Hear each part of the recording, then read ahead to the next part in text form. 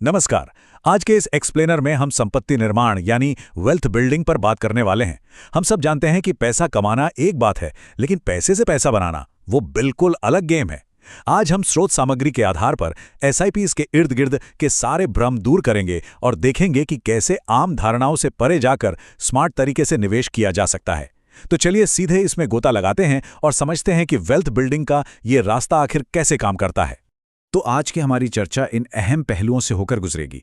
Bank savings की सीमाएं, SIP असल में है क्या, कंपाउंडिंग का वो जादुई असर, सही म्यूचुअल फंड चुनना, निवेश शुरू करने के स्टेप्स और अंत में बाजार का लचीलापन और उसके जोखिम। शुरुआत करते हैं हमारी पहली चर्चा से, पारंपरिक बैंक सेविंग्स आखिर पीछे क्यों छूट रही हैं। हमें हमेशा से यही सिखाया गया है कि पैसा बैंक के सेविंग्स अकाउंट में रखना सबसे सुरक्षित है, लेकिन क्या वो सेफ पैसा सच में ग्रो कर रहा है? स्रोत सामग्री एक बहुत ही आम लेकिन गहरी निराशा की तरफ ध्यान खींचती है। बैंक में पड़ा निष्क्रिय पैसा समय के साथ अपनी असली ताकत खोता रहता है। जरा इस अंतर को देखिए। एक आम सेविंग अकाउंट में रिटर्न बस 2.5 से 3% के आसपास मिलता है। अगर उसे फिक्स्ड डिपॉजिट यानी एफडी में डाल दें तो वो हद से हद 6 या 7% तक जाएगा। लेकिन दूसरी तरफ जब हम एसआईपी की क्षमता देखते हैं तो ऐतिहासिक डेटा बताता है कि ये 10 से 15% या उससे भी ज्यादा का संभावित रिटर्न दे सकता है। ये गैप बहुत बड़ा है ना? यही वजह है कि पारंपरिक बचत के तरीके अब थोड़े फीके पड़ने लगे हैं। तो अब आते हैं दूसरे हिस्से पर। ये एसआईपी आखिर है क्या चीज? चलिए इससे समझते हैं। समस्या तो साफ है, तो अब समाधान की बात करते हैं। एसआईपी। आजकल निवेश की दुनिया में ये नाम हर जगह सुनने को मिलता है, लेकिन ये कोई जादुई छड़ी नहीं है। सिस्टमैटिक इन्वेस्टमेंट प्लान यानी एसआईपी बस म्यूचुअल फंड्स में नियमित रूप से पैसा लगाने का एक बहुत ही अनुशासित तरीका है। एकदम आसान शब्दों में कहें तो एक साथ बहुत सारा पैसा फंसाने के बजाय हर महीने एक छोटी वहन करने योग्य राशि का निवेश करना। अब सवाल उठता है कि ये पैसा जाता कहाँ है? क्या सारा पैसा किसी एक ही कंपनी में लग जाता है? बिल्कुल नहीं। यहीं पर डाइवर्सिफिकेशन का रोल आता है। डेटा के अनुसार म्यूचुअल फंड्स इस पैसे को अलग अलग सेक्टर्स में बांट देते हैं, जैसे 30% पैसा बैंकों में, 16% पावर सेक्टर में और बाकी का 54% गैस और ऑयल जैसे दूसरे सेक्टर्स में। स्रोत के अनुसार ये पैसा असल में टाटा मोटर्स या जोमैटो जैसी कई अलग अलग कंपनियों के स्टॉक्स में कुछ प्रतिशत करके लगाया जाता है। इससे होता यह है कि पैसा अलग अलग जगह बटा होने के कारण जोखिम काफी हद तक कम हो जाता है। आगे बढ़ते हैं तीसरे और सबसे दिलचस्प हिस्से की ओर, कंपाउंडिंग का जादू, जहां पैसा तेजी से बढ़ता है। यही वो गणितीय इंजन है जो वेल्थ बिल्डिंग को असल में रफ्तार देता है। बैंक अक्सर सिंपल या फ्लैट ब्याज देते हैं, लेकिन एसआईपी में कंपाउंडिंग का फायदा मिलता है और लंबे समय में इसका असर सच में चौंकाने वाला होता है। स्रोत सामग्री में चैट जीपीटी के जरिए निकाला गया एक बेहतरीन उदाहरण दिया गया है। मान लीजिए कि हर महीने केवल 10,000 रुपये का निवेश 20 साल तक लगातार किया जाए।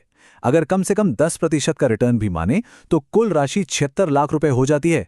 अगर रिटर्न 12% रहा तो ये सीधा 1 करोड़ रुपए को छू लेता है, और अगर मार्केट ने अच्छा परफॉर्म किया और 15% रिटर्न मिला तो ये राशि 1.5 करोड़ रुपए तक पहुंच सकती है। 1.5 करोड़ रुपए, ये सिर्फ एक बड़ा नंबर नहीं है, ये समय और कंसिस्टेंसी यानी निरंतरता की असली ताकत का सबूत है। 20 साल तक हर महीने 10,000 रुपए लगाकर इस मुकाम तक पहुंचना, यही है कंपाउंडिंग का असली जादू। सोचिए, अगर यही पैसा बैंक में रखा होता तो शायद इसका आधा भी नहीं बन पाता। चलिए अब आते हैं चौथे बिंदु पर, एक सही म्यूचुअल फंड कैसे चुनें और पिछले प्रदर्शन को कैसे आंका जाए।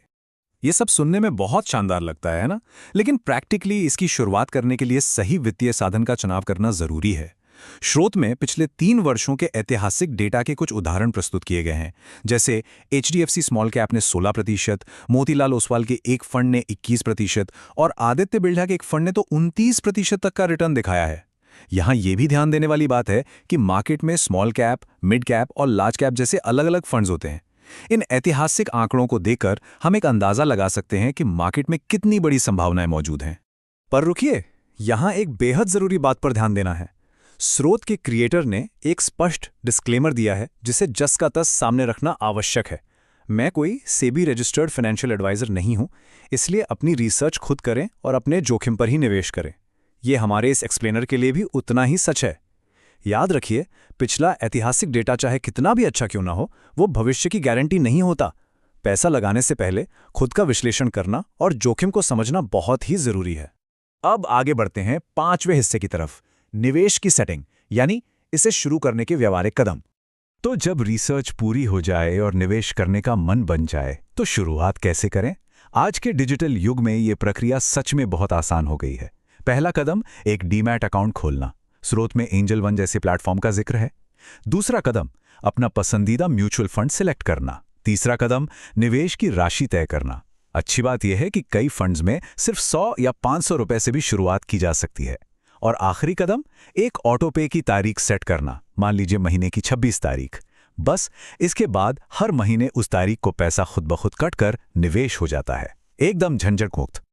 अब आते हैं हमारे आखिरी सेक्शन पर, लचीलापन और बाजार का जोखिम, यानी अपने निवेश पर अपना कंट्रोल कैसे बनाए रखें।